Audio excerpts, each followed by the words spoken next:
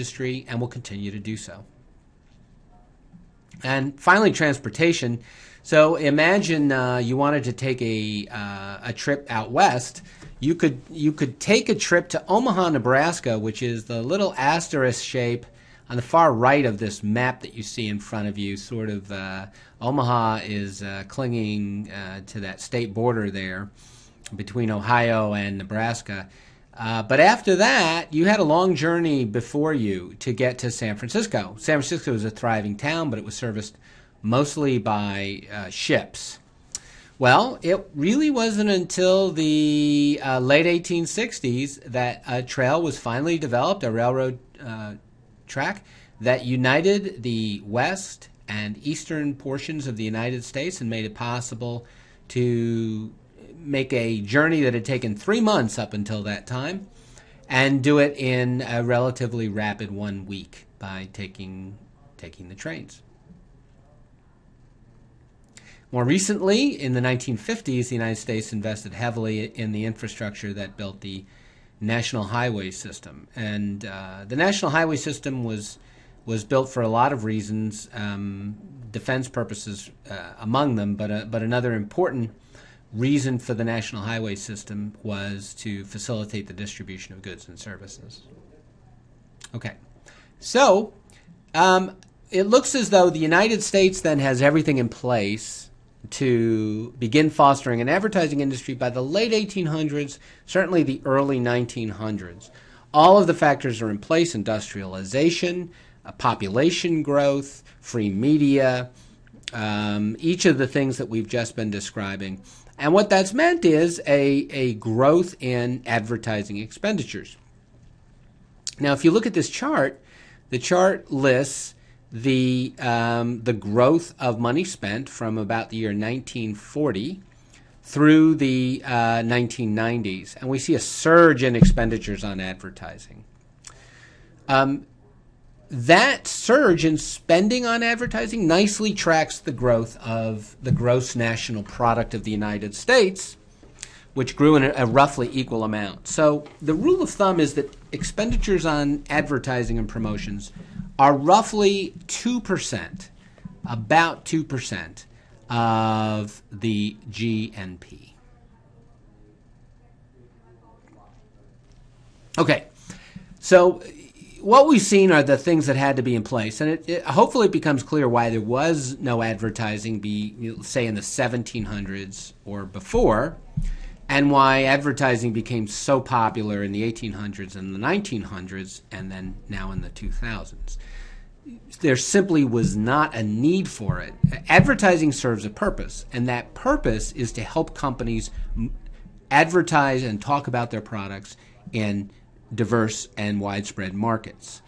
Well, without industrialization, nobody has enough products to sell. Without mass population, you don't have mass media. You also don't have great demand for these products. In the United States, all these factors came together in the late 1800s. So let's turn to what happened then as these processes began happening. Newspapers were founded in the United States at the beginning of the country. So Ben Franklin founded the first newspaper, the Philadelphia Inquirer, in the late 1700s, and newspapers quickly became very popular. And they found that a great way to sell newspapers was to lower the cost of the paper by carrying advertising. So Franklin was an innovator in the advertising field as much as in the political realm. As the 1800s began moving along, then we began to see the introduction of heavily advertised products. And these included patent medicines, which were truly terrible products. These patent medicines were often advertised in newspapers or magazines. They usually were just some flavored liquor of one type or another. And consumers were promised they would cure a variety of ills, almost none of which they actually did cure. So what happened as a result? Well, people bought these products, responded to the ads, tried them, realized they didn't work, and advertising immediately got a fairly serious black eye because people understood the advertising lied. Now, because people felt abused by early advertising, there was a reaction, and the reaction came from two sources. So in the late 19th and early 20th century, we see that consumer protections against truly awful products like patent medicine happened in two places. First was a governmental response. So the federal government created laws and administrative units that essentially guaranteed that consumers could not be taken advantage of. Later, when we talk about the Federal Trade Commission, we'll see that the birth of the Federal Trade Commission really follows from this abuse of consumers in the early days of advertising. But just as importantly, there was a private industry response to this, which was the development of brands. So brands are incredibly important because brands represent a promise to consumers. They represent a way of telling consumers that if you enjoy the product that you're using today, we will provide that same product at the same level of quality tomorrow. So instead of just having a soda, you could have a Coca-Cola. And whereas one restaurant's soda might be truly awful and another's might be good, Coca-Cola promises if you enjoyed Coke today, you'll enjoy it tomorrow. We see the earliest introduction of brands happening around this time, the late 19th and early 20th century, and some brands introduced then are still around today. So you see three of them here: Coke, Dove, and Ivory. Now in the early 20th century, we start seeing the first ad agencies. Frankly, some of these agencies were little more than middlemen. Middlemen who went in and bought up large sections of newspaper advertising space at a discount, and then promised the newspaper that they would sell that space. So the newspaper sells its ad space for, let's say, 15% less than they would normally charge, but is able to unload a lot of advertising space without doing much work at all. These middlemen then who have purchased this newspaper space resell it. They make a living by selling the newspaper space to advertisers, charging what the newspaper would have originally charged the advertiser anyway, and then keeping the difference, that discounted difference. And it was at actually the agency of a man named Volney Palmer, who worked at an agency called Ayer & Son, who established what that difference was. It was a 15% commission. So when I say a 15% commission, the media buyers at Ayer would go buy newspaper space at a 15% discount from the newspaper, then sell it for the newspaper's normal rate to advertisers. And that difference of 15% is how the agency made its money. Now, in the early days, these agencies didn't really offer much in the way of creative services.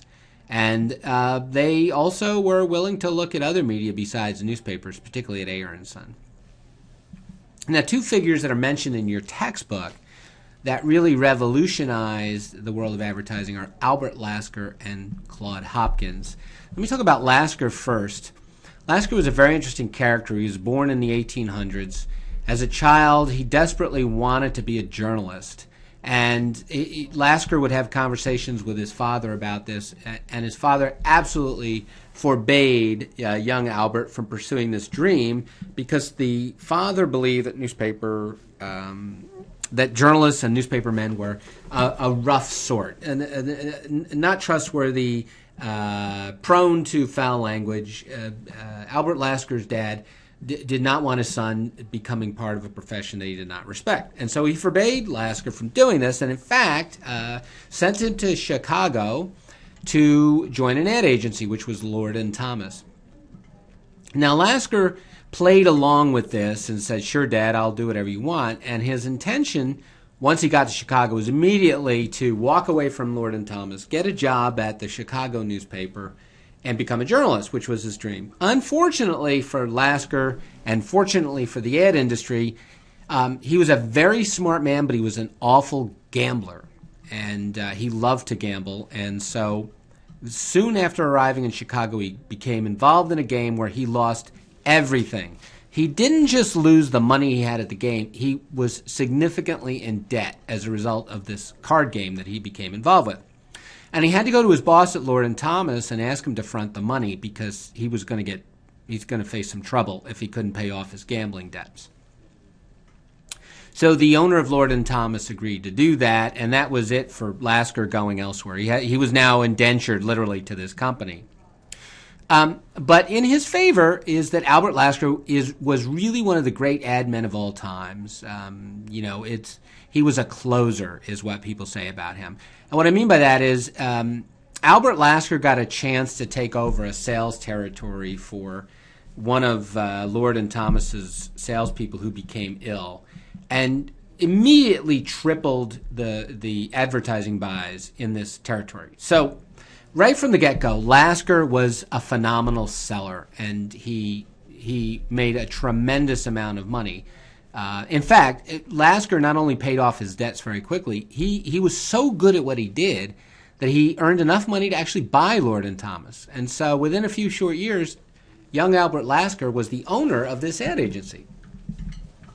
And as such, he had a deep interest in what it was that made advertising great.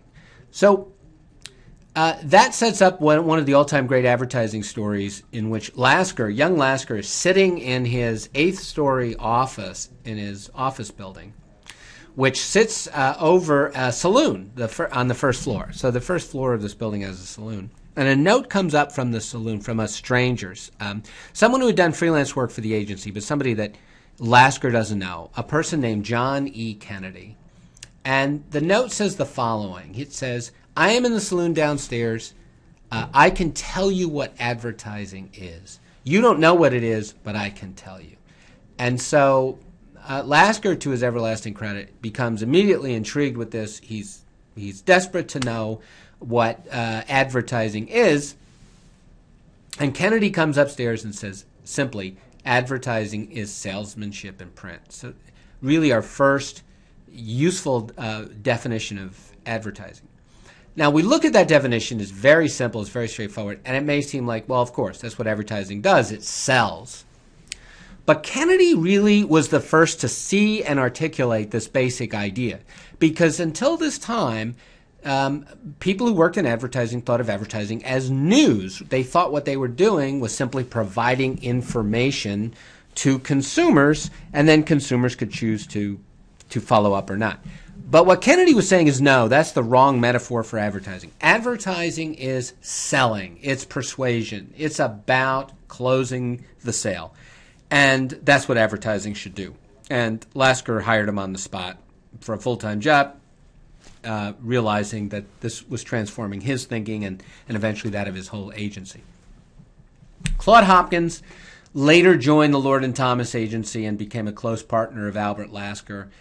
Hopkins is associated with this idea of scientific advertising. So Hopkins came to believe that advertising could be quantified as a science, and he wrote this amazing book, Scientific Advertising, which you still buy today.